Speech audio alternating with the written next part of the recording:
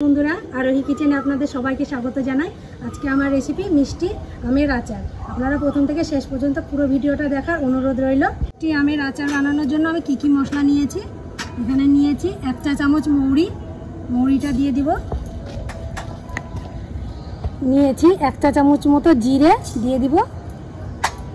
আর এখানে নিয়েছি 1 চা চামচের 4 ভাগের 1 ভাগ মেথি। খুব ভালো করে ভেজে নিব, আস্তে আস্তে খুব হালকা করে ভেজে নিব, একবারে পুড়িয়ে ফেলবো না। মেথি মৌরি জিরে দিয়ে খুব সুন্দর একটা সেন্ট উঠেছে, ভাজা হয়ে গেছে আমার সব কিছু। আমি একসাথে এবার তুলে নেব। 7-8টা লঙ্কা নিয়েছি শুকনো, আপনারা লঙ্কাটা কম বেশি করে নিতে পারেন ঝালের জন্য। আর আমি লঙ্কাটাকে 2 অর্ধেক করে নিয়েছি, দিয়ে দিব কড়াইয়ের মধ্যে। তাহলে ভেঙে নিলে কি হবে, লঙ্কাটা খুব সুন্দর এপিট ওপিট ভালো ভাজা হবে। আর গোটা থাকলে খুব ভালো ভাজা হতে চায় না।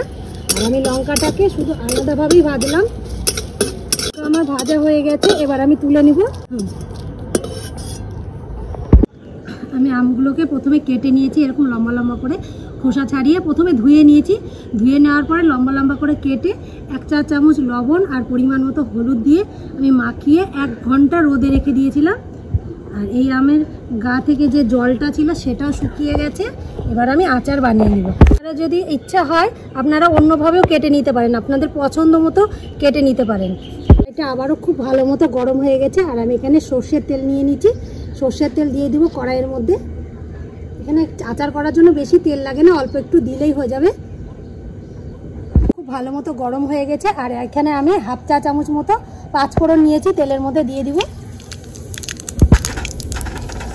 খুব ভালো করে নাড়া দিয়ে নিব। খুব সুন্দর একটা সেন্ট উঠছে 5 ফোড়নের। আর আমি এর মধ্যে দিয়ে দিব আমার কেটে রাখা আমগুলো। আমি সব তেলের মধ্যে দিয়ে দিব। আমি আমটাকে হালকা করে ভেজে নিচ্ছি। এখানে আমি 5 থেকে 10 মিনিট মতো ভেজে নিব।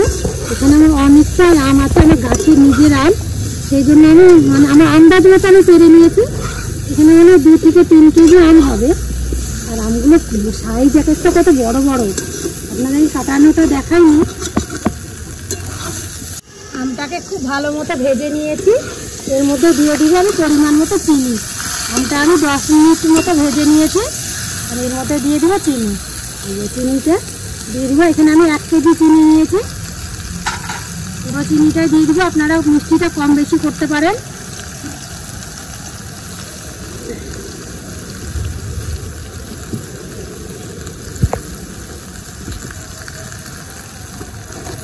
আস্তে আস্তে নাড়া দিব। আর আমি যেহেতু উনানে করছি অল্প একটু জল দিয়ে দিব, যাতে তলায় না লেগে ধরে।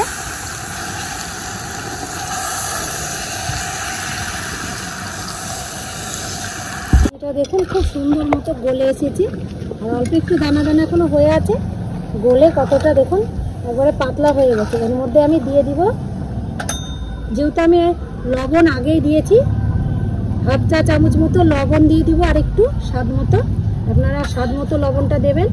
আর দিয়ে দিব বিট লবণ 1 চা চামচ মতো। আর এখানে দিয়ে দিব 1/2 চা চামচ মতো কাশ্মীরি লঙ্কার গুঁড়ো। খুব ভালো করে মিশিয়ে নেব।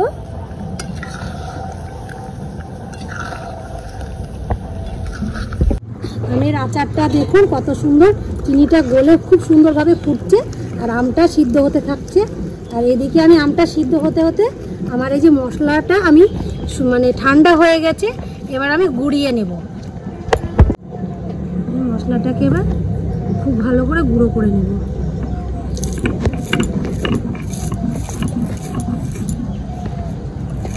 আপনারা গরম অবস্থায় গুঁড়ো করতে যাবেন না, একটু যখন ঠান্ডা হয়ে যাবে তখন মশলাটাকে গুঁড়ো করে নেবেন।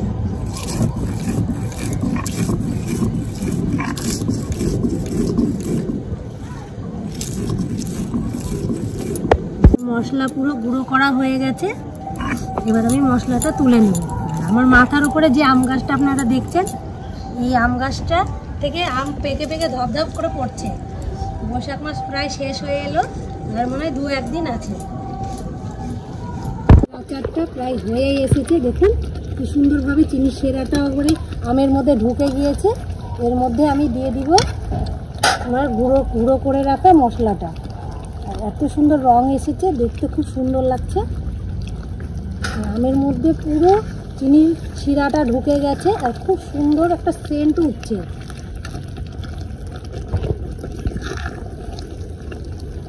একটাও আমের আচার একটাও ভাঙেনি, পুরো সম্পূর্ণই গোটা আছে।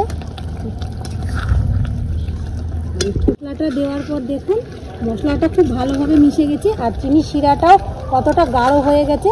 এটা নামালে পরে আরও ঠান্ডা হয়ে যাবে, তখন গাঢ় হবে। এবার আমি নামিয়ে দিব আমার আমের আচারটা।